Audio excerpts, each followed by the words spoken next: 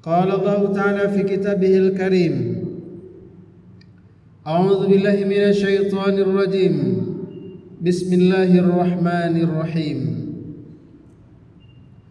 زين للناس حب الشهوات من النساء والبنين والقناطير المقنطرة من الذهب والفضة والخيل المسومة والأنعام والحرث ذلك متاع الحياة الدنيا والله عنده حسن المآب. قل أنبئكم بخير من ذلكم للذين اتقوا عند ربهم جنات تجري من تحتها الأنهار خالدين فيها وأزواج مطهرة ورضوان من الله والله بصير بالعباد. Kaum muslimin sidang jemaah Jumat yang dimuliakan Allah Subhanahu wa taala, kita memuji bersyukur kepada Allah, Zat yang senantiasa melimpahkan rahmat dan karunia-Nya kepada kita bersama. Salawat dan salam juga kita doakan kepada Allah, semoga disampaikan kepada junjungan kita, yakni Nabi besar Muhammad sallallahu alaihi wasallam. Pada mimbar yang mulia ini, khatib mengajak kepada kita yang hadir untuk senantiasa berusaha semaksimal mungkin membuktikan iman, membuktikan ketakwaan kita kepada Allah Subhanahu wa taala dengan amal, dengan ibadah, dengan perbuatan yang dikategorikan dengan amal soleh. Karena amal-amal soleh itulah yang akan menjadi bekal kita menghadap Allah Subhanahu wa taala. Puncak dari semua amal soleh itu akan berbuah takwa. Dan Allah mengatakan, wa tazawwadu fa inna khairaz zadi taqwa. Berbekalah, tapi bekal yang sebaik-baiknya adalah bekal takwa. Kaum muslimin sidang jemaah Jumat yang dimuliakan Allah Subhanahu wa taala, bagian dari usaha kita untuk menambah keimanan kita, memperkuat ketakwaan kita kepada Allah, mari sama-sama kita tadabburi firman Allah yang terdapat dalam surah Ali Imran ayat 14 dan 15. Allah menjelaskan bahwa yang namanya kehidupan adalah senda gurau, yang namanya kehidupan adalah sandiwara. Sebagaimana firman Allah dalam ayat yang lain, innamal hayatud dunya la'ibun wa lahu. Sesungguhnya kehidupan dunia ini adalah panggung sandiwara, permainan, senda gurau. Dan di antara bentuk permainan senda gurau, Allah berikan kepada kita syahwat, hawa nafsu. Sehingga dengan hawa nafsu yang dimiliki itu, dan itu adalah gharizah atau insting kita sebagai manusia, kita berpacu berlomba untuk mengejar kehidupan dunia ini. Padahal kalau seandainya kita gunakan keimanan, kalau seandainya kita gunakan kacamata takwa, maka sebenarnya berpacu, berlomba untuk mencari kehidupan dunia tidak ubahnya seperti kita mengejar bayang-bayang. Semakin dikejar rasanya dekat, tapi semakin dikejar ternyata semakin jauh. Tapi begitulah manusia. Karena adanya potensi fujur yang diawali dengan syahwat, maka inilah yang terus akan bertarung dengan potensi takwa, dengan potensi ketaatan. Fa'alhamaha fujuraha wa taqwaha. Allah berikan kepada manusia itu dua potensi yang ini selalu beradu. kepentingannya selalu beradu antara jalan kebaikan, ketaatan, kesolehan, ketakwaan dengan bisikan, kelalaian, permainan, hawa nafsu, syahwat, dan berujung dengan kemaksiatan atau dosa. Kaum muslimin sidang jemaah yang dimuliakan Allah Subhanahu wa taala. Maka mentadaburi firman Allah yang terdapat dalam surah Ali Imran ini sebenarnya mengingatkan kita, begitulah manusia kalau seandainya tidak dilandasi oleh iman. Begitulah fitrah manusia secara umum. Dan ini sebenarnya normal untuk urusan dunia, normal.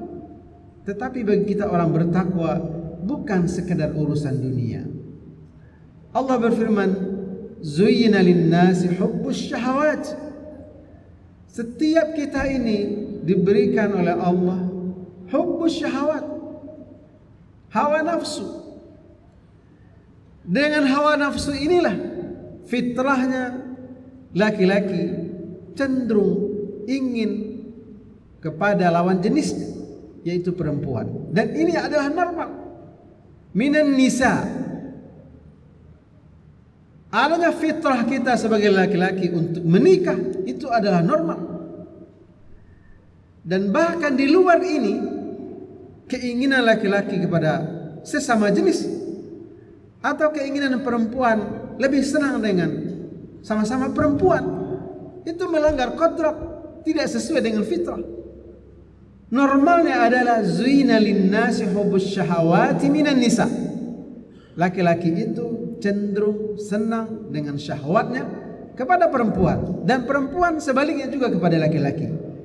Maka syariat Allah untuk menghalalkan yang haram itu, syariat Allah adalah menikah. Maka adalah aneh kalau seandainya ada orang sudah punya kemampuan, sudah dianggap sanggup, tapi tidak mau menikah. Dan yang lebih aneh lagi adalah dia lebih cenderung kepada sama jenis. Ini melanggar kodrat. Kaum muslimin, setelah kita menikah, memang ini adalah fitrahnya, ingin berketurunan. Wal banin, ingin dapat keturunan.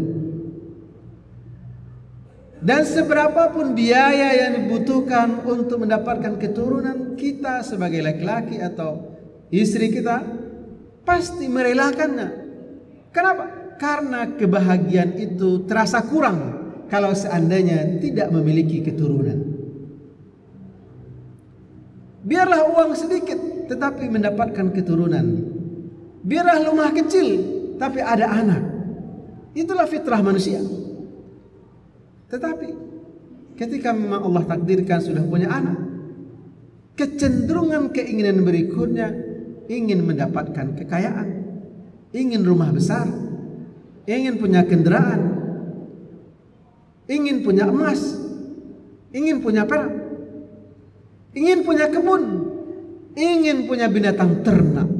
Inilah keinginan-keinginan manusiawi. Dan sekali lagi, secara umum ini adalah fitrah. Tetapi Allah Subhanahu wa taala mengingatkan, fitrah ini harus disalurkan. Fitrah ini harus diarahkan untuk taat, untuk patuh, untuk tunduk kepada syariat Allah, yang pada akhirnya semua yang kita miliki yang berawal dari keinginan-keinginan itu berbuah kepada ketakwaan. Istri yang diinginkan oleh Allah adalah istri yang solehah. Anak yang diinginkan oleh Allah adalah anak yang soleh. Kekayaan yang kita miliki adalah kekayaan yang berkah. Maka infak atau sedekah atau zakat dari kekayaan yang kita miliki mesti kita keluarkan. Kenapa? Karena semua itu kata Allah, dzalika mataul hayatid dunya, semua yang kita miliki hari ini atau semua yang akan kita kejar, yang akan kita cari, itu semuanya adalah kesenangan dunia kata Allah. Padahal wallahu indahu husnul ma'ab. Padahal di sisi Allah ada yang jauh lebih baik. Ada yang jauh lebih sempurna, ada yang jauh lebih mulia dibandingkan semua kesenangan dunia ini. Dan ini sejalan dengan firman Allah Subhanahu wa taala. Allah berfirman, "Bal tu'thiruna al-hayata ad-dunya wal akhiratu khairun wa abqa." Ini penegasan dari Allah dalam surah Al-A'la terkait dengan ayat ini, surah Ali Imran ayat 14 dan 15 ini, bahwa begitulah fitrah manusia dan ini tidak bisa kita bantah. Wal tu'thiruna al-hayatad dunya. Kita menginginkan, bahkan bukan sekadar menginginkan, memprioritaskan, mengutamakan kehidupan dunia. Padahal wal akhiratu khairun wa abqa. Padahal yang abadi, yang kekal adalah akhirat. Oleh karenanya kaum muslimin, kita mesti memastikan semua fasilitas yang kita dapatkan, semua karunia yang Allah berikan kepada kita, semua yang kita rasakan kenikmatan-kenikmatan dunia ini, mulai dari keluarga, rumah, kendaraan, binatang ternak, kebun dan segala macamnya, zalika mataul hayatid dunya, itu adalah semua kesenangan dunia. Pastikan semua kesenangan dunia itu menjadi wasilah, alat, sarana untuk mencapai kebahagiaan akhirat, yaitu dengan menggunakan semua yang kita miliki itu dalam rangka taat kepada Allah Subhanahu wa taala. Fa'tabiru ya ulil absar la'allakum turhamun. Alhamdulillahi rabbil alamin. Wassalatu wassalamu ala asyrafil anbiya'i wal mursalin wa ala alihi wa sahbihi ajma'in. Asyhadu an la ilaha illallah wa asyhadu anna Muhammadan abduhu wa rasuluhu wa ba'd. Kaum muslimin sidang jemaah Jumat Allah Subhanahu wa taala. Pada khutbah pertama sudah kita sampaikan bahwa fitrahnya manusia ingin mendapatkan kenikmatan-kenikmatan, ingin mendapatkan fasilitas-fasilitas yang memang Allah berikan untuk manusia, sehingga manusia berlomba-lomba untuk mendapatkan itu semua. Tetapi akhirat jauh lebih kekal, jauh lebih abadi dibandingkan kehidupan dunia ini.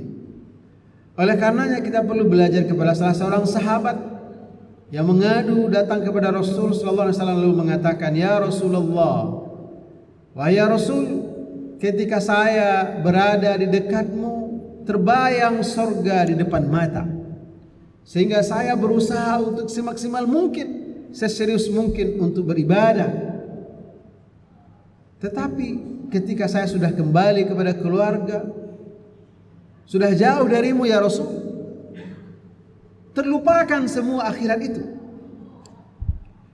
Rasul dengan tersenyum menjawab, "Itulah kehidupan manusia dan itu adalah wajar. Tetapi walaupun kita terlalai karena kehidupan dunia atau karena foto morgana kenikmatan dunia ini," kata Rasulullah SAW, "pastikan setiap waktu kita berusaha semaksimal mungkin dalam ketaatan kepada Allah Subhanahu wa taala. Mungkin kita tidak melakukan ibadah wajib, mungkin kita tidak sedang di masjid, tetapi pastikan lisan kita dibasahi dengan zikir, dengan tahlil, dengan tahmid, dengan istighfar kepada Allah Subhanahu wa taala. Sehingga tidak ada waktu longgar, waktu yang kosong lepas dari ketaatan kepada Allah Subhanahu wa taala. Amalan ringan dengan zikir, dengan lisan, tetapi insya Allah akan mengingatkan kita tentang kemastian yang pasti. Tahmid kita kepada Allah Subhanahu wa taala pasti akan mengingatkan kita bahwa Allah lah yang Maha menentukan, Allah lah yang berkuasa dari semua yang ada di alam ini. Istighfar kita pasti akan mengingatkan kita bahwa dosa kita begitu banyak, sehingga dengan itu kita semakin berusaha untuk melakukan kesolehan dan ketaatan kapan dan di mana saja.